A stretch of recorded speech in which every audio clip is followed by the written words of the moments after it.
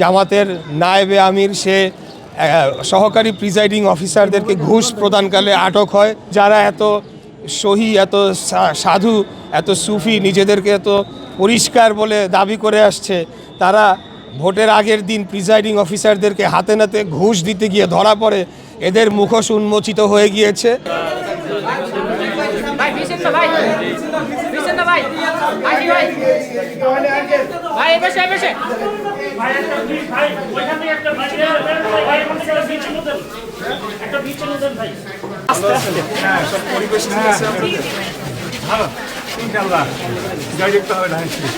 আপনারা জানেন যে আমাদের এখানে অনেকেই একটু দেরি করে ঘুম থেকে ওঠেন এবং তারা ভোট কেন্দ্রে আসবেন, এবং আমরা আশা করছি যে বিকাল নাগাদ আরও অনেক বেশি ভোটাররা উপস্থিত হবেন এবং মোটামুটি পরিবেশ ভালোই রয়েছে।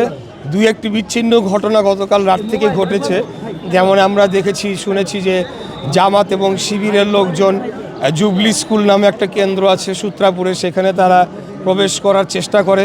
তার আগে আমরা দেখেছি যে সূত্রাপুরের জামাতের নায়েবে আমির সে সহকারী প্রিজাইডিং অফিসারদেরকে ঘুষ প্রদানকালে আটক হয় এবং তাকে 2 দিনের জেলে দেওয়া হয়।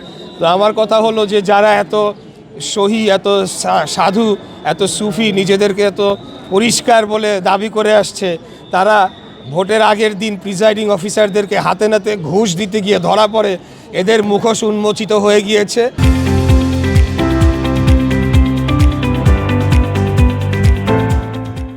জনগণ এদেরকে চিনে ফেলেছে।